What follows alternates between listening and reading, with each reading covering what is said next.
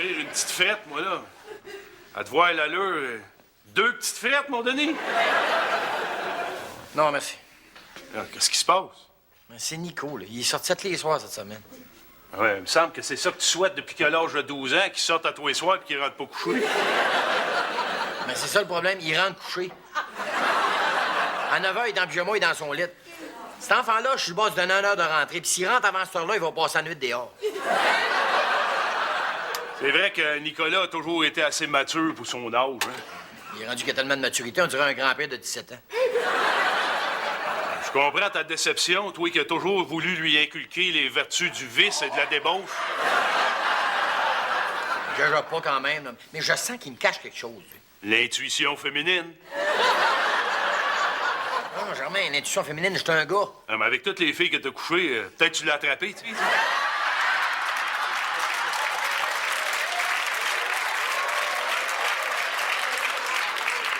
Germain, juste te dire comment ce qui est bizarre. Hier, il me dit, Père, j'aimerais ça faire un souper. Moi, rien contre le fait qu'un gars fasse un souper une fois de temps en temps, parce que c'est bon, un bon grilled cheese, là. Pis? Sais-tu qu'est-ce qu'il nous a préparé? De la caille avec un gratin de brocoli. Ça devait être bon. C'est ça le pire, c'est excellent. On dirait qu'il veut repousser toutes les vraies valeurs de gars que j'essaie d'inculquer, tu sais. Denis!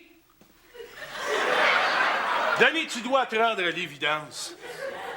Nico ne sera jamais l'adolescent que tu aurais souhaité. Un adolescent macho, irresponsable et délinquant comme le fut jadis son père. C'est vrai, ça, on dirait qu'il veut pas me laisser le plaisir d'être un vrai père, tu sais, de pouvoir l'engueuler parce qu'il est rentré trop tard, ben, de priver de sortie parce qu'il fume un joint, ou mieux, de le surprendre flambant nu dans mon lit avec une fille, tu sais. Ah. Qu'est-ce que tu veux, Denis? On peut pas tout avoir, hein?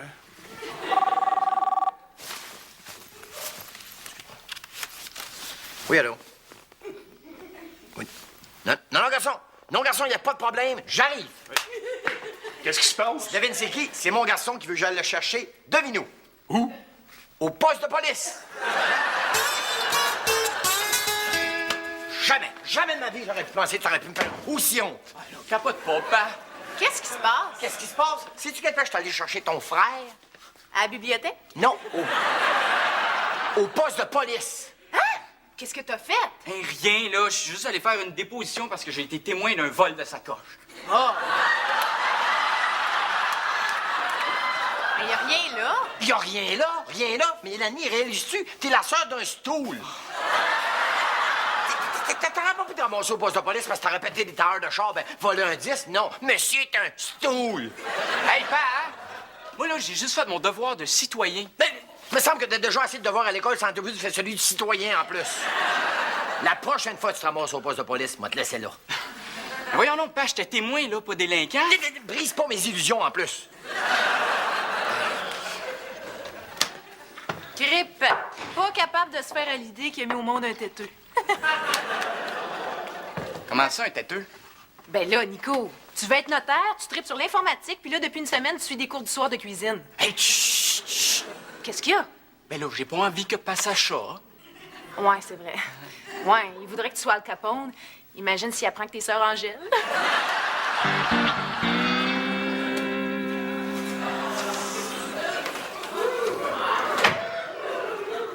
Bonjour, mademoiselle. Salut, Germain. Là, on se connaît? Ben oui, c'est moi, Aline. Oh, Lynn! T'as perdu ta job dans la police? Non? Et là, c'est quoi, ça? Vos nouveaux uniformes? Mais non. Je travaille comme agent double pour la brigade des mœurs. On mène une opération contre la prostitution dans ton quartier. L'opération Vieux Cochon. Puis t'es venu me voir. Ben, je me suis dit que ce soir, après mon travail, on pourrait peut-être faire des choses ensemble. Avec plaisir, Lynn. Veux-tu que je passe te prendre en char?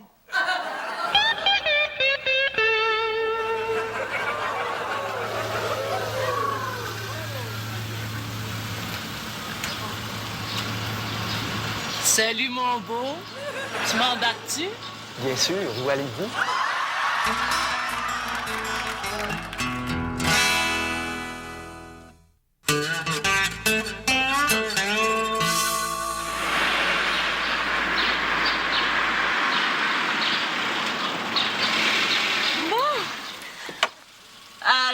mon loulou. As-tu de l'argent? Madame, je trouve que c'est une question bien indiscrète. On se connaît à peine. Puis mon nom, c'est pas Loulou, c'est Jean-Louis. D'ailleurs, si je vous ai fait monter, c'est par pure compassion. Hein. Je trouvais que vous faisiez pitié comme ça avec quasiment rien sur une route. Jean-Louis! Oh, détache ta ceinture. Jamais au volant. Mais pas cette ceinture-là. L'autre. Désolé, j'ai des bretelles.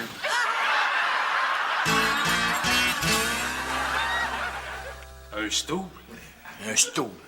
Moi, il m'était préparé un beau discours pour lui montrer toute mon affection quand j'en allais chercher au poste de police. Ah ouais, tu aurais dit que c'était pas si grave, puis que tu l'aimais. Ah, j'aurais dit aux police, gardez-les pour la nuit, ça aurait fait du bien. Denis, je me dois te dire que je te trouve un peu trop dur à l'égard du jeune Nicolas. Certes, il ne sera jamais le portrait de son père, mais préférerais-tu qu'il devienne un portrait robot comme celui de ce meurtrier-là? Mais non, voyons. D'ailleurs, plus je le regarde, plus je trouve que le portrait robot ressemble drôlement à Nico. Voyons, non, jamais. Le gars, il a une barbe. Non, mais enlève-y sa barbe sa calotte, là. Mets-y des lunettes, c'est Nico, ça. Non, non, jamais. Nicolas pourrait pas être un meurtrier. Je te dis, Denis, garde-les comme faut, garde-les les yeux, là. Ah, il a les mêmes yeux, mais le reste, voyons. En plus, il a le même poids, la même taille que Nicolas. Les 2 meurtres auraient été commis la semaine dernière sur le territoire de Montréal à la tombée du jour. L'agresseur se serait servi d'un couteau de boucherie pour perpétrer ces horribles crimes, d'où son surnom de boucher de Montréal. Pis? Oh, mais tu m'as pas dit que Nico t'a sorti tous les soirs de la semaine? Ouais. Pis? Ben, regarde-les comme faut. C'est Nicolas, Denis, je te le dis, c'est Nicolas. Il a peut-être pas un profil de tueur en série, mais regarde-les de face, par exemple. Et de plus, Denis, qu'est-ce que disent les voisins d'un tueur en série lorsqu'on les interroge après avoir découvert que c'était un monstre sanguinaire? Ils disent quoi? Qu'il était gentil, qu'il ne dérangeait personne et qu'il avait une intelligence supérieure à la moyenne. Maintenant, est-ce que tu peux me décrire Nico? Ben, il est gentil. Il dérange jamais personne. Puis il a une intelligence supérieure à la moyenne. En tout cas, je te laisse réfléchir à ça. Entrez, entrez, entrez. C'est ici, chez moi. C'est qui ça? J'allais poser la même question. Titelaine, je te présente Mademoiselle Lina. Lina, c'est Titelaine, ma fiancée. Mais là, est-ce que je dois comprendre qu'on va être 3? Oh, s'il vous plaît, dites oui. Ça fait tellement longtemps que ça nous est pas arrivé depuis que maman est décédée. Jean-Louis, est-ce que je peux te parler une minute? Jean-Louis, t'aurais dû m'avertir que t'amenais de la visite. Je suis pas habillée pour la recevoir. Ben oui, mais c'est parce que c'était pas prévu. Je voulais la dépanner en lui donnant un lift. Et là, tout d'un coup, elle m'a dit qu'elle avait faim. Alors là, je me suis dit, ben, ça serait généreux de notre part de l'inviter à manger. Oui, mais as-tu vu comment elle est habillée? Ben justement, je me suis dit que ça serait notre BA de la journée de venir en aide à une pauvre sans-abri. Oh, Zeus, que t'es généreux. Eh bien, Mademoiselle Lina, installez-vous confortablement. Je vais aller me changer et je reviens. Jean-Louis va s'occuper de vous. On va pas dans la chambre? Ah, oh, non, hein? Je pense qu'on va faire comme d'habitude. C'est à la table de la salle à manger.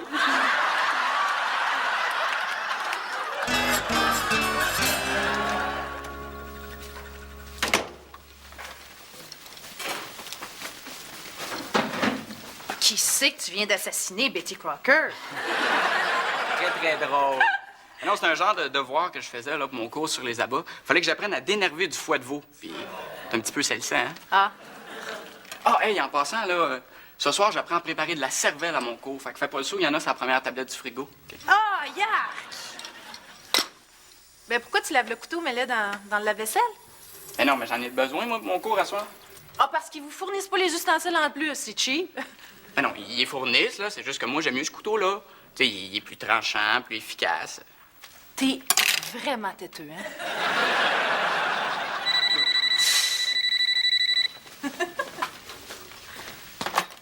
Allô? Oui, je te le passe. Pour toi. Oh, je pense que c'est Uncle Ben qui veut des conseils. Vraiment très drôle. Oui, allô? Ah, hey, salut, Sébastien. Ouais. Ah, ben non. Ben non, t'es mieux de le désosser puis jeter les restants en poubelle. Hein? Non, non. Un sac vert, c'est mieux parce que ça masque plus les odeurs. Nicolas!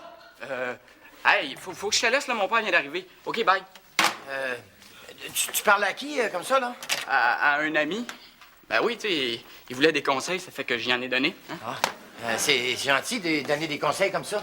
Ben là, c'est dans ma nature d'être gentil. Tu fais quoi, juste, là? Ben là, je me lave les mains, là. Quoi?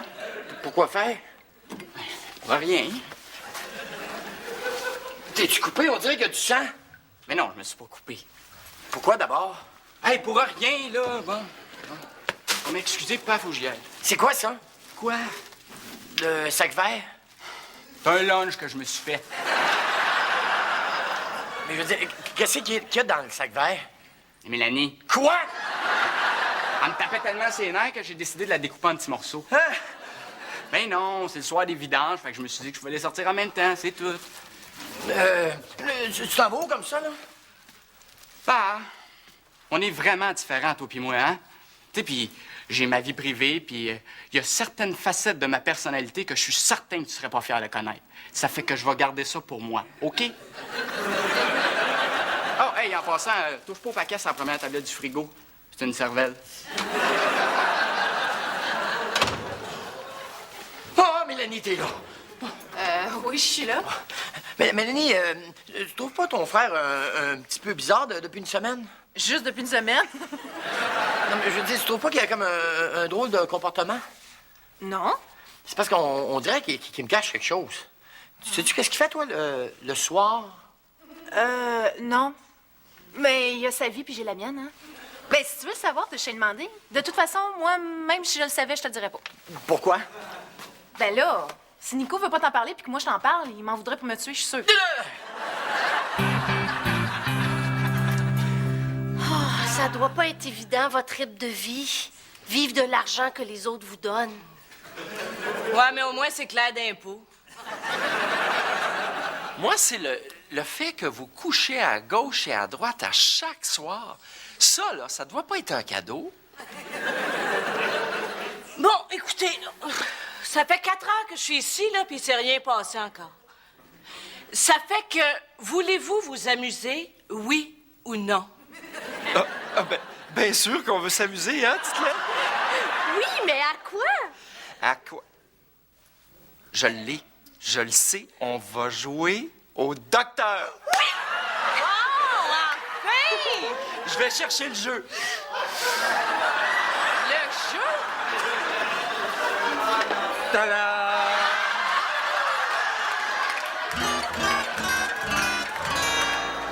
Pauvre Nicolas. Qui l'eût cru? Lui, un être si doux, si charmant, si intelligent, un monstre capable de s'attaquer à la vie humaine, de dépecer des corps. Alors, Germain, ça reste mon fils quand même, là, slack un peu. Et que comptes-tu faire? Bon, d'abord, mettre Mélanie en sécurité. Tu vas l'envoyer coucher chez son chum? Non, mais non, je viens de dire que j'allais la mettre en sécurité. Et pour Nico? Je pense que j'aurai pas le choix. Denis, tu es mon ami. Et devant ton désarroi, permets-moi de t'offrir mes services afin de contacter les autorités concernées et t'éviter l'odieux de ce geste. C'est gentil, mon chum, mais je reste son père pareil. Il y a des choses qu'il faut que je fasse moi-même. Jamais j'aurais pensé descendre aussi bas. J'ai honte, là. Mais il faut que je me rende à l'évidence. Laquelle? Je pense que je vais devenir un stool.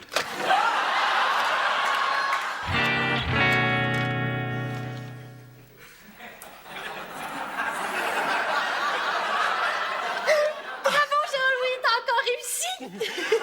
Oh, bof, hein, ça devient facile quand ça fait 2 heures qu'on joue. Allez, Lina, c'est à votre tour. Non, c'est drôle, je suis comme écœurée de jouer. Ah, pourtant, c'est vous qui vouliez qu'on s'amuse. Mais oui, exactement. On y va-tu dans le lit? Bon. Écoutez, mademoiselle Lina, là, je pense que nous avons été généreux avec vous. Nous vous avons donné à manger.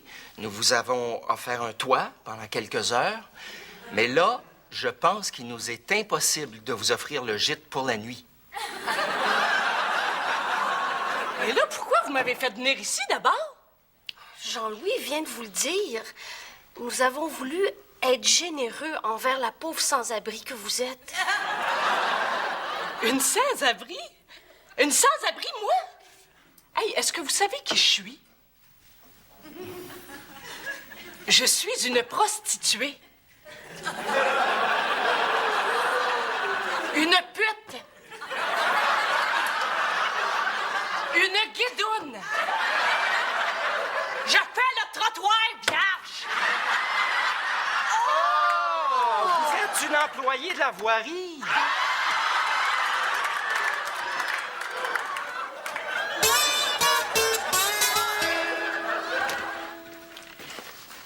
Mais voyons donc, qu'est-ce qui se passe ici?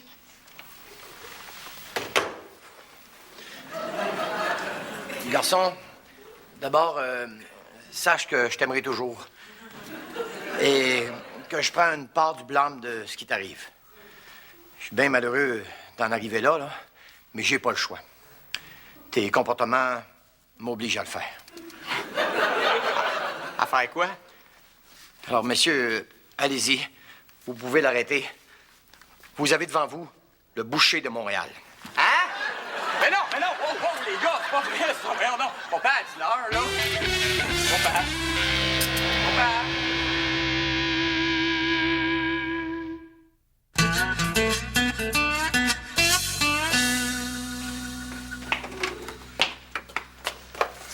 Lynn, je t'attendais.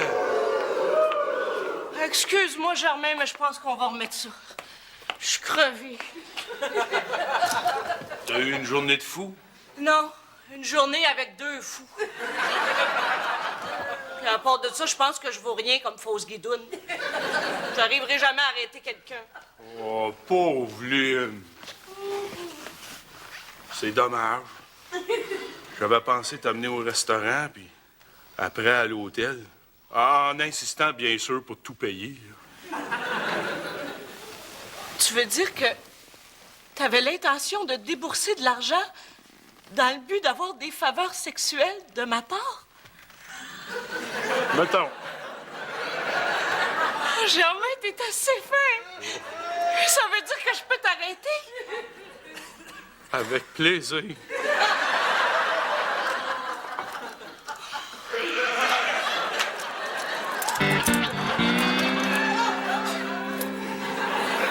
Hey, je peux pas croire que tu m'aies confondu avec cette photo-là.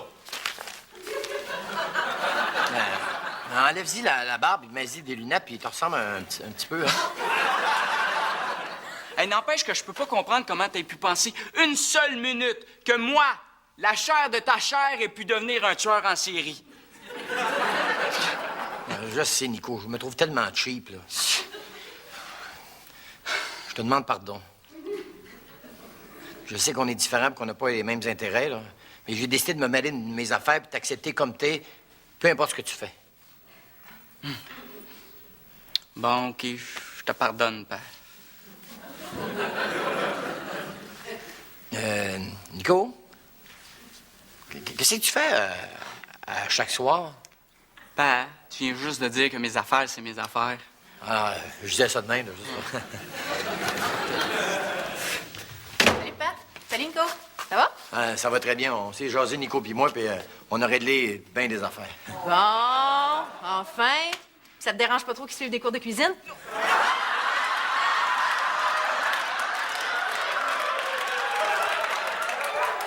Des cours de quoi? Ben oui, tu viens de me dire que vous étiez parlé. Ah, c'est pas des cours de cuisine que Nico suit à tous les soirs dont vous êtes parlé. Ça fait que tu suis des cours de popote. C'est quoi cette nouvelle niaiserie-là? Là, ça va être quoi la prochaine affaire? Tu vas faire du ballet?